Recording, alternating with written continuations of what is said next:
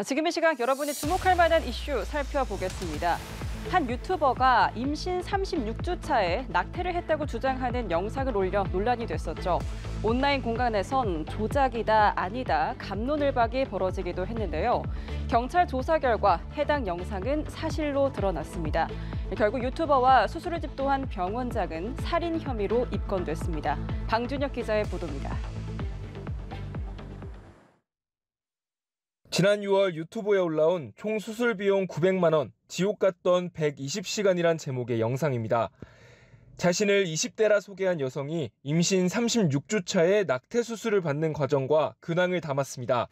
보건복지부 의뢰로 수사에 나선 경찰은 영상 분석 등을 통해 지방에 거주하는 20대 여성과 수도권 소재 병원 원장을 특정하고 살인 혐의로 입건했습니다. 여성은 두 차례 경찰 조사에서 낙태 사실을 인정했습니다. 지인을 통해 병원을 찾았다고 진술한 걸로 알려졌습니다.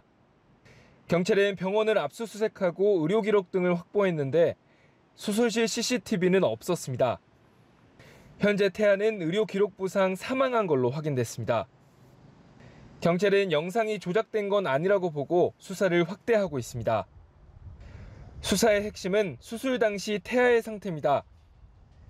2019년 헌법재판소의 불합치 결정으로 낙태죄가 폐지되고 입법 공백이 지속되면서 임신 중지론 처벌되지 않습니다. 살인죄를 적용하려면 태아가 산모로부터 분리될 당시 살아 있었는지를 밝혀내는 게 관건입니다. 그 살아있는 아이에게 어떠한 추가적인 조치를 통해서 아이를 사망케 했다라고 하면 살인죄의 혐의가 적용이 되는 건데 어떤 간호사의 진술을 듣는다라든지 아니면 의료 기록을 살펴본다라든지 그 부분일 텐데 의료 기록을 과연 그 사실대로 작성을 했을까 이게 사실은 좀 의심되는 부분이 있어서 경찰은 병원 관련자들을 상대로 의료법 위반 여부 등을 조사하는 한편 수술 당시 아이의 상태에 대해 전문가 의료 감정을 실시할 계획입니다. 연합뉴스TV 방준혁입니다. 슈가의 전동 스쿠터 음주운전 논란에도 방탄소년단 개별 멤버들의 활동은 이어지고 있습니다. 팬들의 반응은 엇갈리고 있는데요.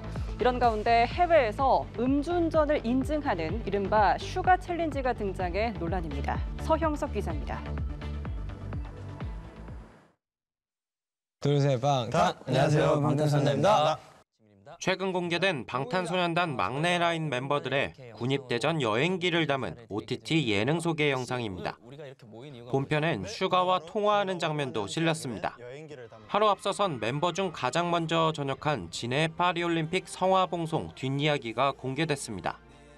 뭔가 안 떨렸었는데 팬분들이 더 몰리시니까 좀 더 떨렸었던 것 같고 멤버 슈가의 음주운전 적발 소식 뒤로도 밝은 모습의 그룹 활동 모습이 줄줄이 공개되고 있습니다. 팬들의 반응은 엇갈리고 있습니다. 음주운전이 얼마나 악마 같은 일인지 알잖아요라며 슈가에 대한 실망을 드러내는 팬도 있지만 언론이 과장한다, 사과는 필요 없다는 물론 방탄 멤버 전체를 생각해서 비판을 삼가라는 글도 등장했습니다. 해외에선 슈가 챌린지란 해시태그를 단 음주운전 인증까지 유행하는 실정입니다. 인위적으로 누군가 의도를 가지고 글을 만들었다고 그러면 그거는 팬덤 문화 관점에서 바람직하지 않고 방탄소년단의 명성과 이미지를 해치고 있다 이렇게 생각합니다. 챌린지의 진위가 뒤틀린 팬심이든 안티팬들의 의도된 자작극이든 그간 성역으로 여겨졌던 방탄소년단의 명성엔 흠집이 생겼습니다. 연합뉴스TV 서영석입니다. 파리올림픽 배드민턴 금메달리스트 안세영 선수가 협회를 작심 비판한 것과 관련해 문체부가 진상조사에 착수했습니다. 그동안 논란이 됐던 제도 문제나 보조금 운영 실태까지 종합적으로 살펴볼 예정인데요. 올림픽 이후 구체적인 입장을 밝히겠다고 예고한 안 선수의 입에 다시 시선이 쏠리고 있습니다. 정래원 기자입니다. 파리올림픽이 공식 폐막함과 동시에 문체부는 대한배드민턴협회에 대한 조사에 착수했습니다. 안세영이 주장한 대로 부상 관리에 미흡한 점이 있었는지, 또 그동안 협회가 보조금을 선수 지원에 잘 사용해 왔는지 등을 두루 살필 계획. 유인촌 장관은 지금이 체육 정책을 개혁할 적기라면서 새롭게 태어나지 않으면 안세영 선수와 같은 상황이 반복될 것이라고 지적했습니다. 금메달리스트가 된 직후 앞으로는 대표팀과 같이 가기가 힘들겠다는 폭탄 선언을 한 안세영과 갈등은 없었다는 협회. 대표팀에 대해서 제가 부상을 겪는 상황과 그런 순간에 너무 많은 실망을 해서 그 순간을 잊을 수가 없거든요. 저는 갈등이 있은 적이 없어요. 제가 협회장인데 협회 측이면 저지 다른 사람이 있겠어요? 갈등이 있은 적 없고요. 문체부는 양측 입장의 진위보단 제도 개선안에 초점을 맞추겠다는 입장으로 다음 달 중 조사 결과를 발표할 예정입니다. 협회도 자체 진상조사위를 꾸려 선수와 코치진을 차례로 면담한다고 밝혀 추가 입장이 나올 가능성도 있습니다. 일단 협회는 신인 선수의 계약금과 연봉 상한률을 지나치게 제한한다는 문제에 관해선 규정 완화를 추진 중인 것으로 알려졌습니다. 문체부와 협회가 분주하게 움직이고 있는 가운데 안세영이 언제 구체적인 입장을 밝힐지도 관심이 쏠립니다. 협회와의 이별을 언급한 안세영은 개인 스폰서 계약을 통한 프로 활동을 고려하고 있는 것으로 전해집니다. 연합뉴스TV 정래원입니다. 새벽 시간에 금 거래소에 침입해 금품을 훔치려던 절도범들이 경찰에 붙잡혔습니다. 이들은 둔기로 유리창을 부수고 들어갔지만 방범 자동 시스템이 작동되면서 진열대가 철판으로 덮이자 도주했는데요.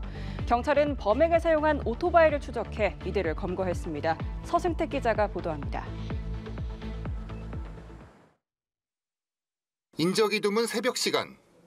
경기도 평택 시내 한 사거리에서 배달용 오토바이 한 대가 멈춰서더니 쫓기듯 이내 방향을 틀어 인도를 달려와 한 상가 건물 앞에 멈춰섭니다. 헬멧을 쓴 채 뒤에 타고 있던 남성이 들어간 곳은 금거래소. 둔기로 유리문을 수차례 정신없이 강하게 내리칩니다. 유리문을 깨고 건물 안으로 들어가는 데 걸린 시간은 약 9초. 하지만 웬일인지 진열대를 보더니 곧바로 달아납니다. 경기 평택경찰서는 특수절도 미수 혐의로 30대 A씨 등 2명을 검거했습니다.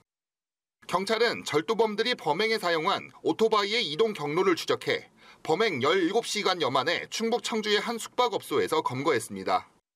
친구 사이인 이들은 사전에 평택시의 금거래소 3곳을 범행 장소로 정했고 나머지 2곳이 문이 닫혀 있자 해당 금거래소를 범행 장소로 택한 것으로 드러났습니다.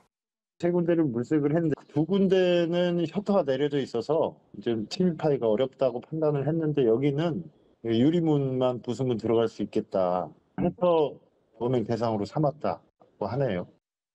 당시 금거래소에는 총 5억 원 상당의 금품이 있었지만 점주가 설치한 특수 제작된 자동금고 진열장 덕분에 피해를 막을 수 있었습니다. A씨 등은 경찰 조사에서 대출 빚이 많아 갚으려고 범행했다고 진술한 것으로 전해졌습니다. 1차 조사를 마친 경찰은 이들에 대한 구속영장을 신청할 계획입니다. 연합뉴스TV 서승택입니다. 네, 오늘 밤하늘에서 별똥별이 떨어집니다. 특히 밤 11시 30분경에는 1시간에 100개에 달하는 유성우가 마치 비처럼 쏟아진다고 하는데요. 올해는 달빛에 의한 방해 없이 유성우를 두 눈에 선명하게 담을 수 있을 전망입니다. 이마경 기자입니다. 밤하늘에서 별똥별 잔치가 펼쳐집니다. 12월 쌍둥이 자리, 1월 사분의 자리 유성우와 함께 3대 유성우로 꼽히는 페르세우스 유성우가 쏟아집니다. 여름에 볼 수 있는 페르세우스 유성우는 지구가 스위프트 터틀 혜성의 궤도를 정확히 통과하면서 발생합니다. 혜성의 부스러기들이 지구 중력에 이끌려 오면서 대기와의 마찰로 불타 빛납니다. 올해는 달빛의 방해가 없어서 유성우를 더 또렷하게 볼 수 있습니다. 1시간에 100개의 별똥별이 마치 비처럼 한꺼번에 떨어지는 우주쇼가 펼쳐질 전망입니다. 유성우를 잘 보기 위해서는 하늘이 어두워야 되는데 올해는 달이 밤 11시경이면 지고 유성우가 최대 한 100개 정도는 떨어질 거라고 예상이 됩니다. 유성우는 도시의 불빛이 없는 깜깜하고 맑은 밤하늘에서 잘 보입니다. 주위에 높은 건물이나 산이 없고 사방이 트여 있는 곳이 좋고 망원경 같은 장비가 없어도 맨눈으로 충분히 잘 관측할 수 있습니다. 국립과천과학관은 유튜브에서 유성우가 떨어지는 모습을 실시간으로 온라인 생중계합니다. 연합뉴스TV 임하경입니다.